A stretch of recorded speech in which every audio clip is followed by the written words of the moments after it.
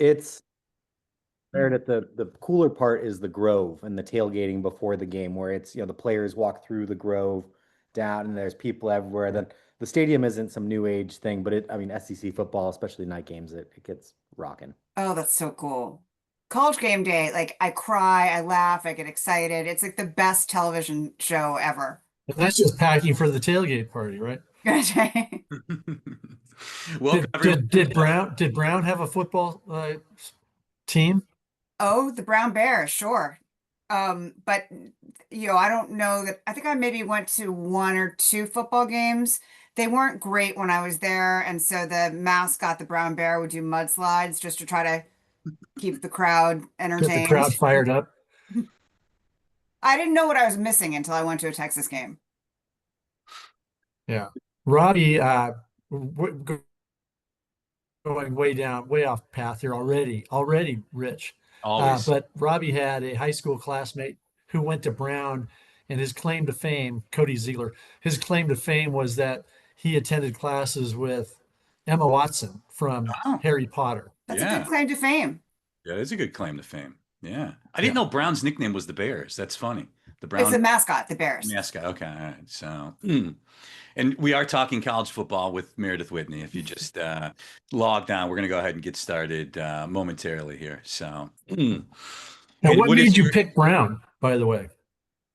My dad went there, my sister went there. My first choice was University of Chicago, and I got waitlisted, so I went to Brown. But I loved it. But I mean, I wanted to go to Chicago so desperately, but it didn't happen. And I got an incredible education at Brown, and I loved it. Great friends. It all worked out. History major, History major. right? It's sort of the way Very I good. approach everything. I put everything in context. love it, love it. There you go. All right, well, let's go ahead and get into it. This is the big picture presented and sponsored by our friends at Depth, founded 20 years ago by industry vet Carrie Milam. Depth is a full service public relations, marketing, and communications agency who their team really just stands apart for their deep knowledge of the fintech and mortgage space, sharp messaging, strategic thought leadership, helping B2B innovators build credibility, drive adoption, and remain top of mind. For more info on the great team at Depth, visit depthpr.com to see how Carrie and her fantastic team can help you. And we thank them very much for their sponsorship. And as always, I'm Rich Swerbinsky with Onward and Upward Consulting, and joined by my esteemed colleague and co-host, Rob Chrisman. Rob, good to see you today. Good to see you. Rich, you're in Twinsburg, Ohio. Were you hit by the heat wave? Oh my God, it's been 90s all week. Yeah, we've had to like get out walking at like 5 a.m. to get our dogs out and tired out in the morning. It has been hot as hell here. So, yeah. Also joined, Rob's son, Robbie. Robbie, good to see you. I'm saying goodbye. I don't need any of the spotlight, please. You three. I'm very excited to hear Meredith. Is why I tuned in. So y'all have a great show, and thank you to Depth very much for sponsoring. See you, everybody. Thank you, Deb. Good to see you, Robbie. And this week, very, very pleased to be joined by special guest and a very known name in the finance space.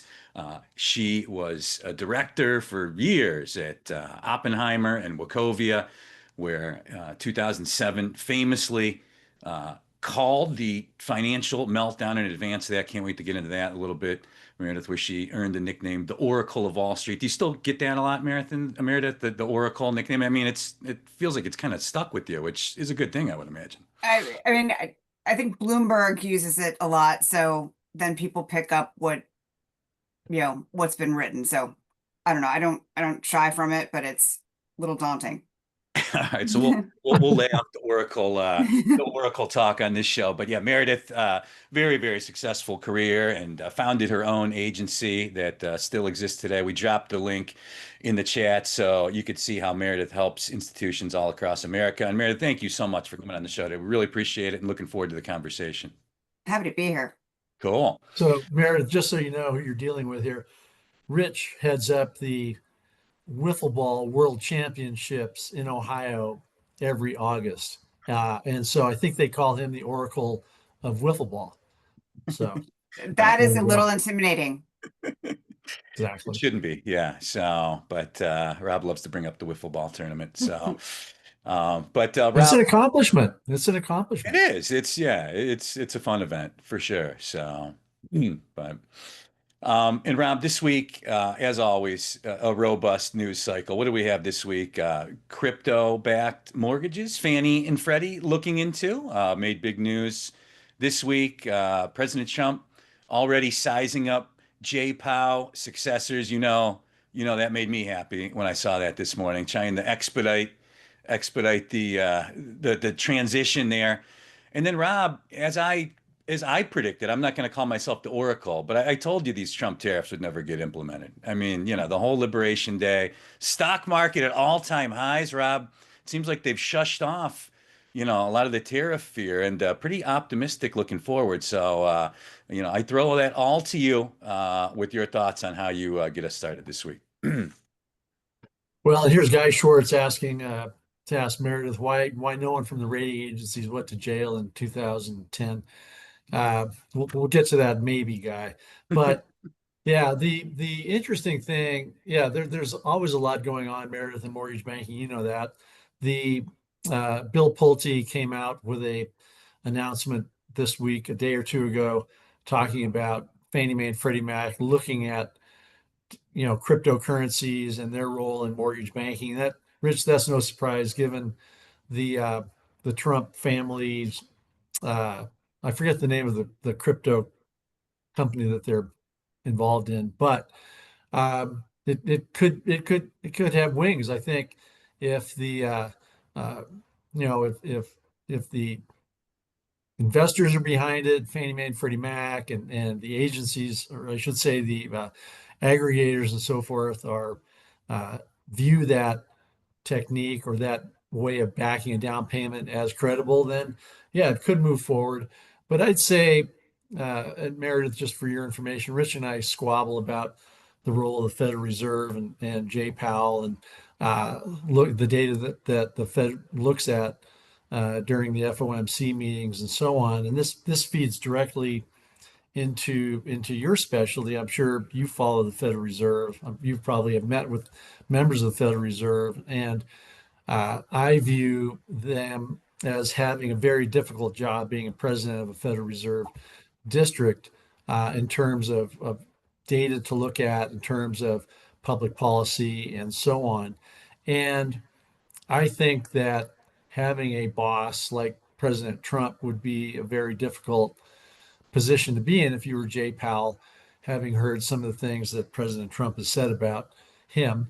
Uh, the what you know, you may or may not have a crystal ball, but tell me, tell the folks on the call, what do you think goes on in the minds of the Federal Reserve presidents when they're meeting? What data are they looking at? Do you think that they should take a more predictive stance in their role, or just look at data that might be a month or two or three old? Well, the Fed presidents talk to business leaders in their districts, and so that's very valuable. But then they're also looking at the hard data in terms of jobs data, inflation data, and the hard data isn't giving them enough to go on either way. And so instead of being, you know, late again, they don't want to rush and raise rates cut rates too early. They were accused of leaving rates too low for too long, and I would agree with that criticism. So I think that when you talk to business leaders, and I mean, I'm of the belief that inflation will go higher. Ultimately, the numbers are going to show, and unemployment will also go higher. So they're going to be in a difficult position to cut rates. And I think the market's expecting 2 rate cuts. That probably makes sense. They'll probably maybe cut rates by September if the data gives them enough reason to. But they're in an incredibly tough position because there's a lot of money still flowing through the market, and you've got a lot of cross signals. What you haven't seen in terms of jobless claims is the fact that so many people have because of the immigration policy, have fallen out of the workforce. And so that's going to create, I think, upward wage pressure too, which will exacerbate inflation. And I would imagine, I mean, you do extensive traveling, speaking, consulting around the nation, and you meet with business leaders as well. So I would expect that you would have a very good finger on the pulse of what's going on out there. A lot of the folks on the call today are more interested they're interested in the direction of interest rates, but interest rates aren't quite everything when you talk about residential lending. As you know, I mean, you're dealing with the psychology of borrowers, you're dealing with housing policy, and you're dealing with affordability. And how do you view housing policy now? Does it need to be corrected? Is it healthy? Is it a normal market with supply and demand? What are you seeing in your work with companies and groups? Well, it's not it hasn't been a normal market because affordability has been so out of range for generations of people. So I look at it, there are a couple ways I look at it. Number one, I look at who is the largest owner of homes. Individuals and households over 60 own over 60% of existing homes, and they're aging in place. They don't want to move. So AARP says that the vast majority of seniors want to stay in place. And there's another issue where they can't afford to move. So people look at the boomers as being this massively wealthy generation, and part of the boomers are wealthy. A lot of the boomers, their biggest asset is their home. So, all of their wealth is tied up into their home. So only 1 in 10 seniors can afford assisted living.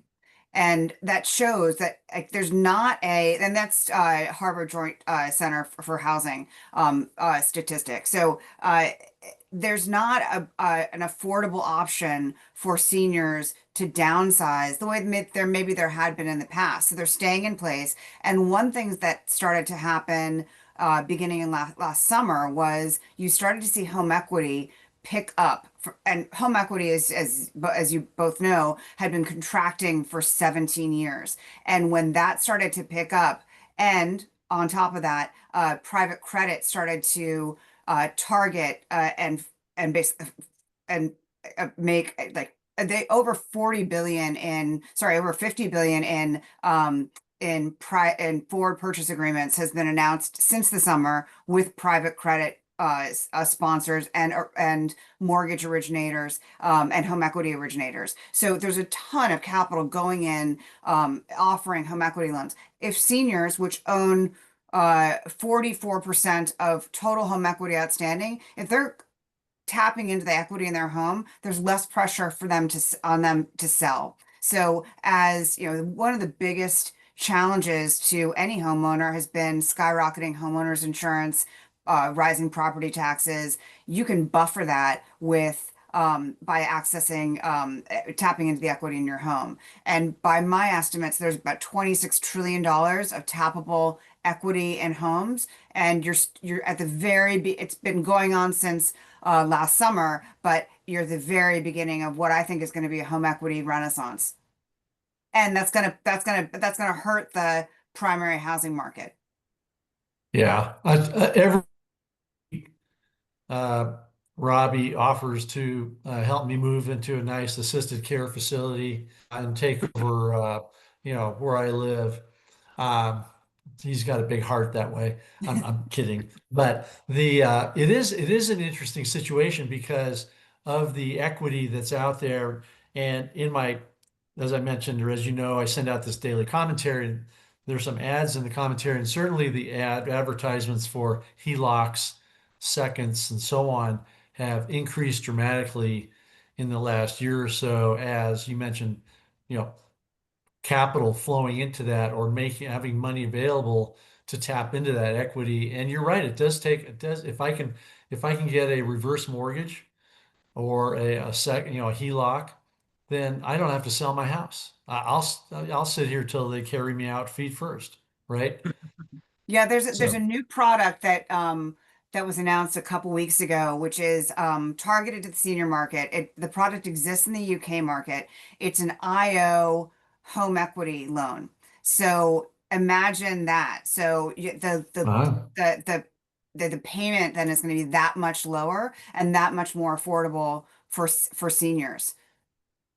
And that's never that that's never been offered in the US before.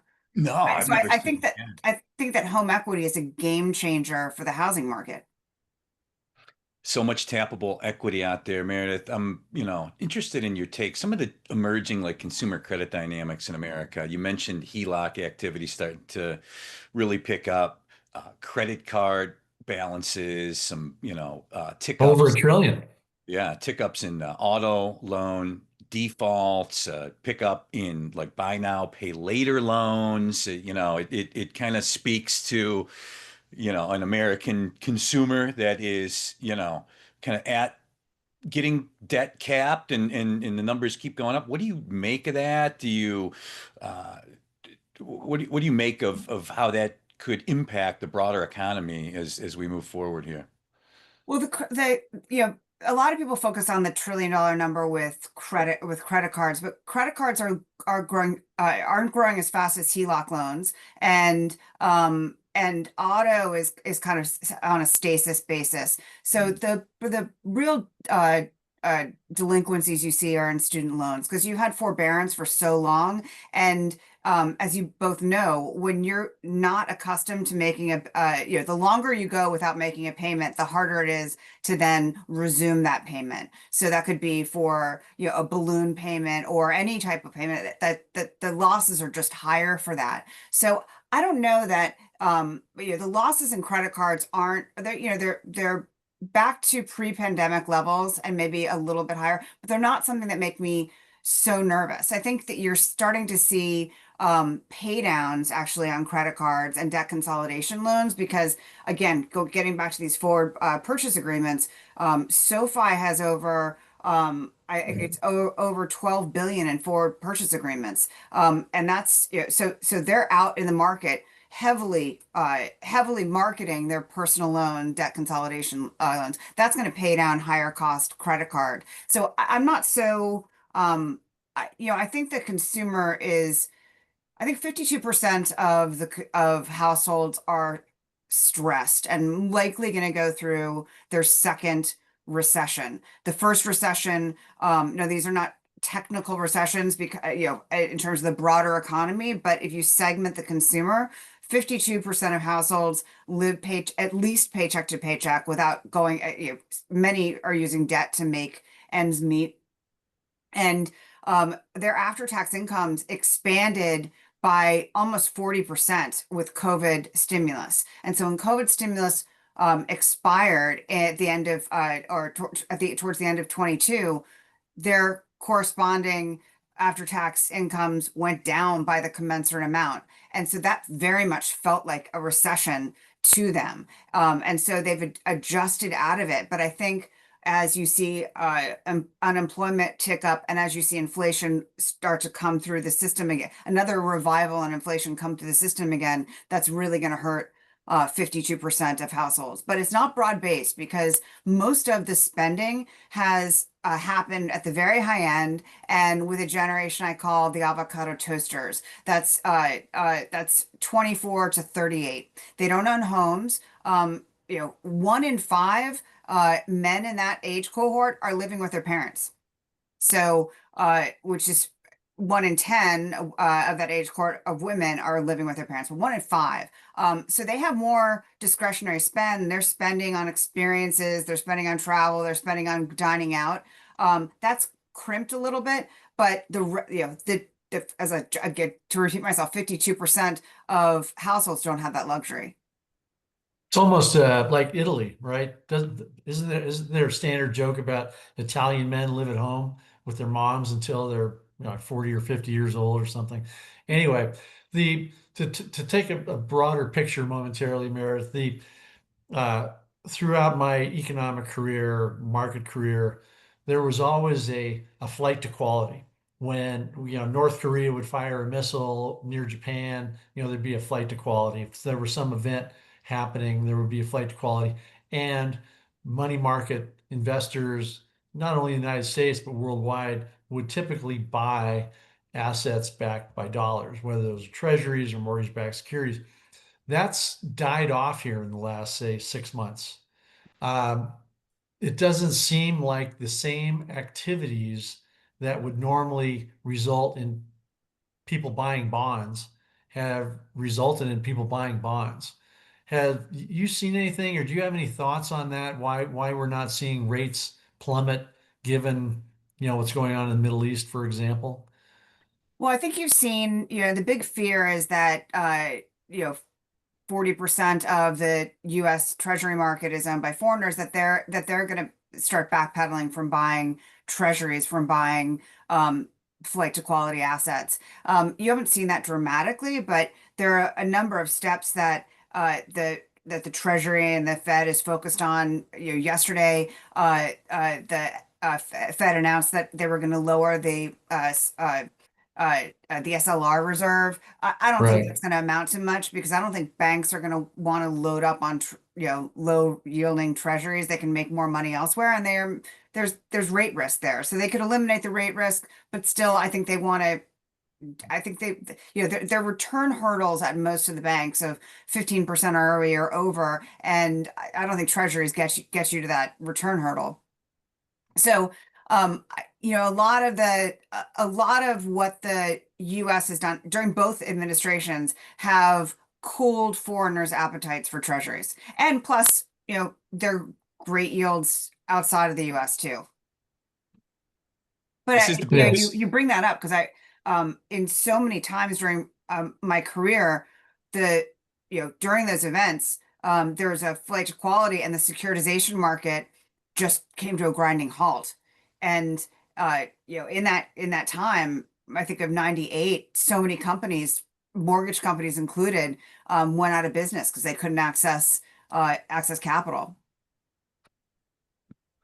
This is the big picture, Sure. presented and sponsored by our friends at Depth. Nearly 2 decades of serving the fintech industry, public relations, marketing, and communications agency. Check them out at depthpr.com. And Meredith, for those that don't know the history, explain to us what you saw in 2007 that foretold what would be to come. And but if you could just take us down memory lane with going back to 07, 08. Okay, With humorous anecdotes. okay. I'll take you back a little bit further because I think this is relevant. I came to Wall Street in the early 90s. I worked in oil and gas for 1 year. My analyst fired me because he thought I was too aggressive, that I was after his job. I was 23 years old. I was just working hard at any rate. So then I ended up getting moving in the department over to financial services. This is when you had financial services analysts and then you had bank analysts. So before before they were merged. And so you had monoline companies, and during that experience, during twice during the 90s, in 98 and 2000, right after 9/11, I saw what the fragile capital markets could do to companies, that companies would just go out of business. So I covered all. So this is also when analysts could take companies public. So it was my job to find reasons not to get a company through the investment committee, to find any warts I could. So a lot of this were subprime companies, subprime mortgage companies, subprime auto companies. I remember one of the things I did was I drove around the Houston loop to go to see used car dealers to see who was buying the dirtiest paper. So that's the exciting life that I lived in the 90s. But that experience made me think that anything was possible on either side, good, bad. So a lot of the companies that I once covered, I wasn't officially covering them, were having credit problems in 2006, 2007. Those were the monoline mortgage companies and some of the subprime mortgage companies. But that wasn't something that I thought was necessarily they didn't, I was covering the large banks, and the brokers and credit card companies. I didn't think it was going to be, I don't think it was an issue. And I'm glad I didn't, because you could be right and early and lose clients a lot of money. What happened over the summer of 2007, that was when Countrywide, Bank of America bought a piece of Countrywide. I think Ken Lewis was trying to be a Boy Scout and do the right thing. I don't think he knew what he was really what he was getting into. And in hindsight, regrettable, but there was a lot of pressure to say to shore up the system. So over the summer, there was an analyst event, a cocktail party event to meet and greet the new CFO of Citigroup, Gary Crittenden. And I had known Gary Crittenden from his days as CFO of American Express. I had a great relationship with American Express, and great relationship with him. My note when he moved was, why leave a Cadillac for a Kia? Right, this was Citi. So the event was, Gary Crittenden is Mormon. He doesn't drink. It was not a cocktail party. It ended up being basically an analyst event. And one of the well-regarded analysts said, "I've given up on modeling Citigroup." And I thought to myself, that's kind of crazy, because that's your job. That's what you do. And this guy, incredibly well-respected, smart guy. So I went back to my office and I thought, I've got to do that. I've got to do something to look at. And Citi, by the way, they'd been in the penalty box for and not allowed to do any acquisitions. And then after that, that limitation was lifted, they went on an acquisition spree, not raising any equity. So I thought about different ways to look at it, and then ultimately and they restated their earnings so many times, so you couldn't really look apples to apples. So I just looked at something as simple as leverage and compare them to the other banks. And the result was that they were grossly over-levered, grossly undercapitalized, and I've always done, if I see a problem, I offer solutions. And the solution would be to sell assets, raise capital, and they didn't have the earnings power to pay the dividend.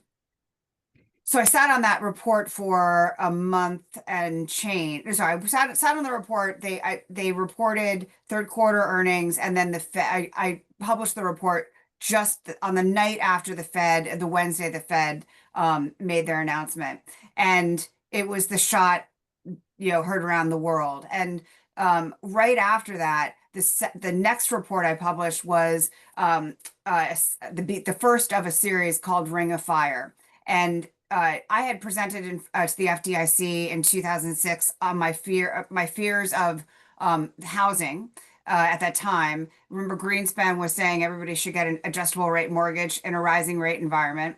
And so the FDIC was the only agency that was ahead of the curve on this housing crisis. But at any rate, I had called the director of research, who asked me to come and speak to the FDIC, and uncovered, which was hiding in plain sight, which the bank's capital was tied to the rating agency's ratings of securities.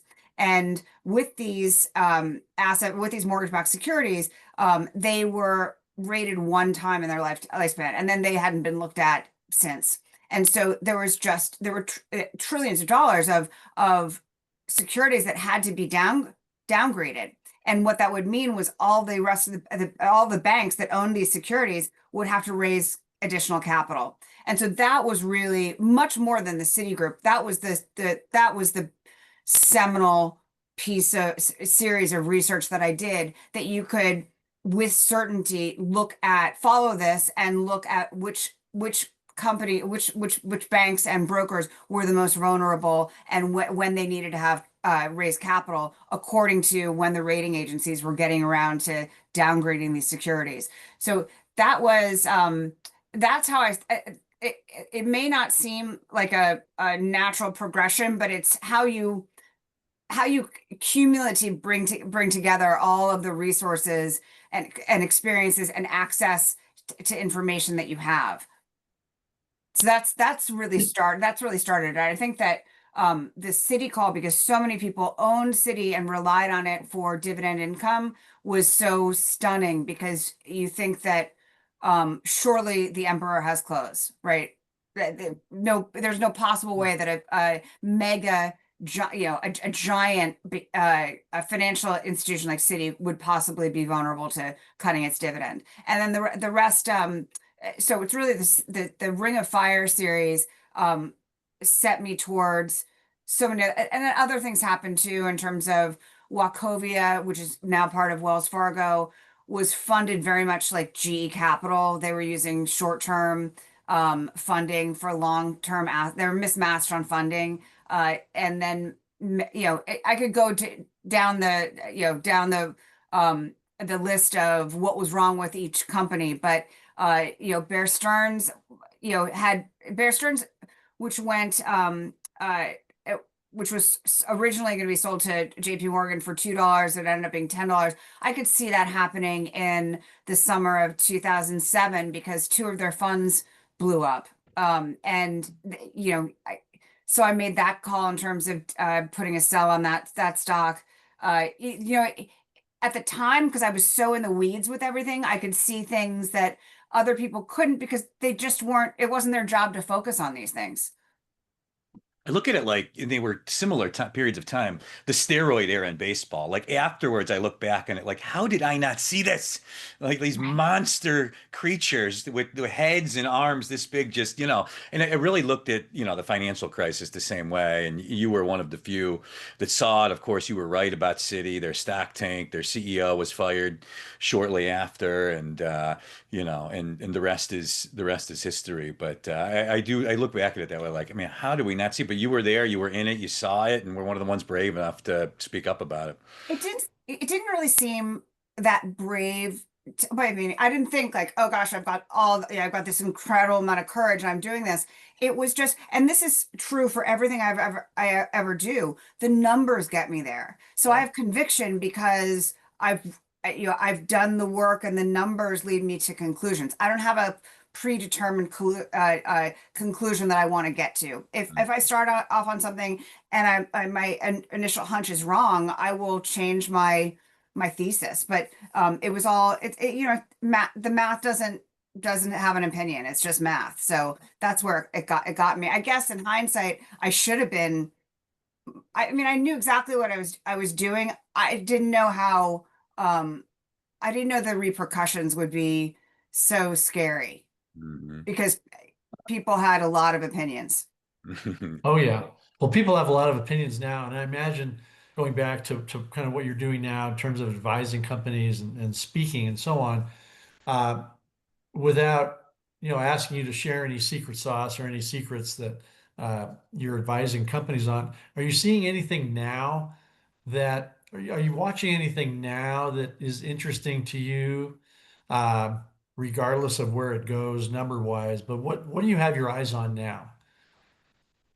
Um, I have my eyes on the fact that there is no sheriff in town, in terms of the CFPB has basically been dismantled. And so there's a lot of money going into companies that are targeting consumers, and the consumer landscape is changing dramatically. And it's basically anything goes kind of environment. So, that's a relatively smaller market. What was so significant about the financial crisis is the mortgage market is what, $14 trillion market, times 20, because of how it was sliced and diced. So it was just an enormous market. There's no, like you said, credit card market at just over $1 trillion, auto market 1.6 trillion, student lending at 1.6 trillion. Like, there's nothing that's going to bring there's nothing that's going to bring this system down within the consumer space. But there are scenarios that I think could end in tears. With the risk lies in the treasury market. So, and then I'm not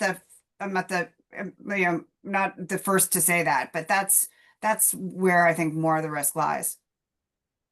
Have you seen in your travels interesting concepts about dealing with the affordability issue.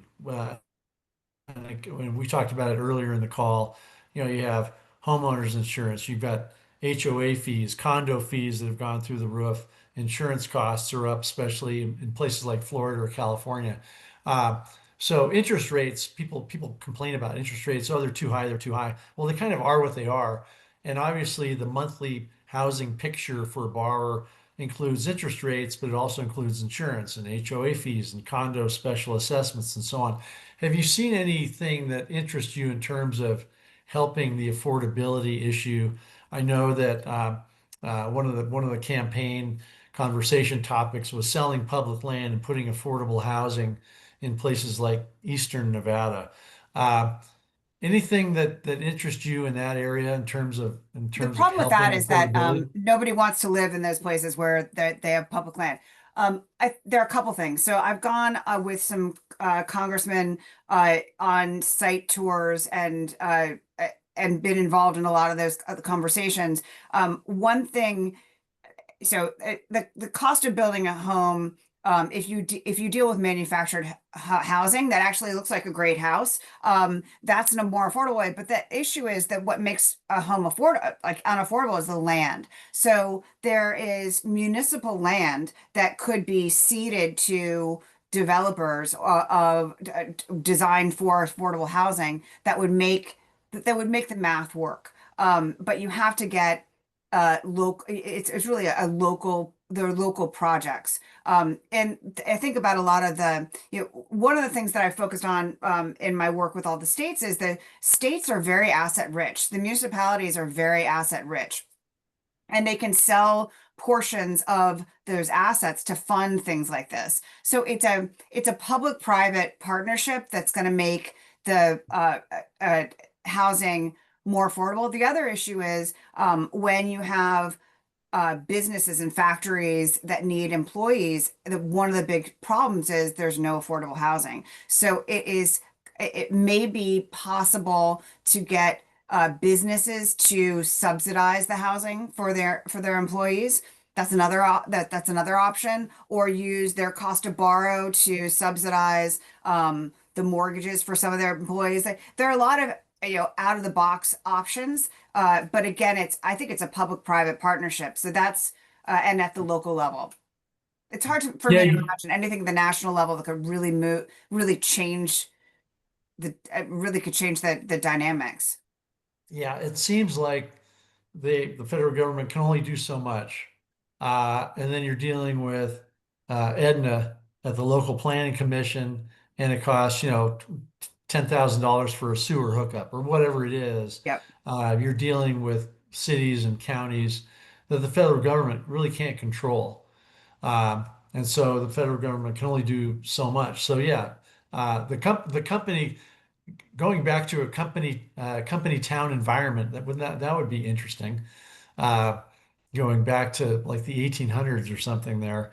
But you're right. A lot of these companies do have decent cost of funds, and they do have the financial wherewithal to help employees and their housing in that area. Uh, Interesting. It's almost like the military, build an army base, have all the army barracks to because they're in the army, right? Right. Uh, so Didn't interesting. Apple do something like that out in California? I remember like a year or two ago where they did subsidize Google, there was Google housing. Google. Yeah, I think I remember some of the couple of the big tech companies, but we haven't heard much about that.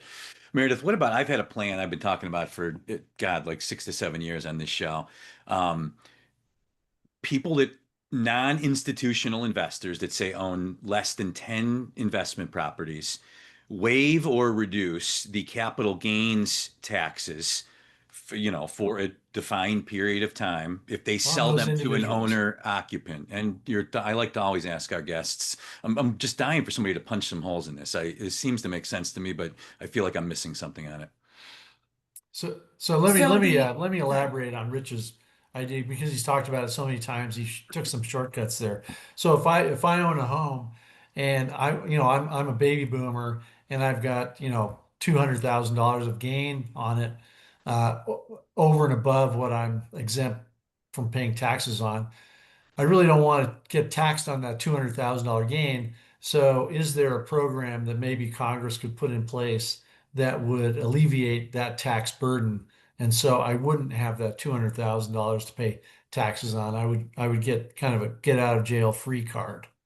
I think that, I mean, I think that's and I've talked about this, the same thing specifically for seniors, because if all of their assets are tied up in their home and it's too, like, they have capital gains that would take a big chunk of their monies that they're going to, use to survive on. I think from a senior market, that would be a really compelling proposition for for an individual that owns 10, like, there's less sympathy on that part, but look, it's 60% of the market owned by existing homes owned by seniors. You can chop a lot of wood with that. But you're spot on. I like it.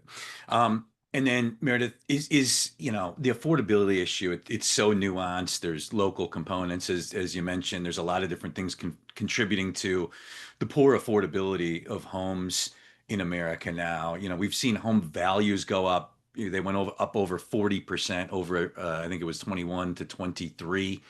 Historically, we know, you adjust for the right things. That's typically 2 to 3% a year.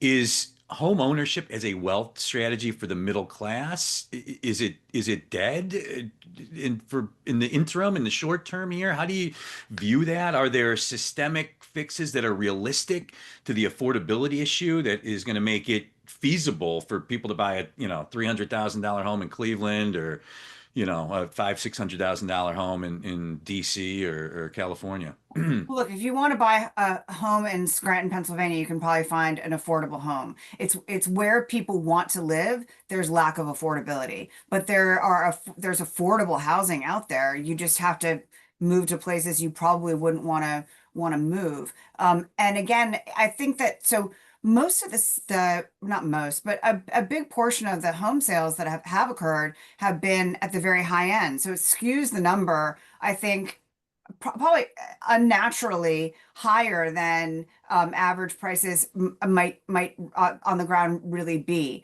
But the affordability factor is undeniable. I think if you have more product on the market coming to the market, incented by waiving the capital gains tax, you'd fix the problem, because you'd have, the problem one of the challenges is there's more demand than supply, right? So that's improving a little bit, but it hasn't improved home prices. The more supply you have, theoretically, or how the math works, prices come down.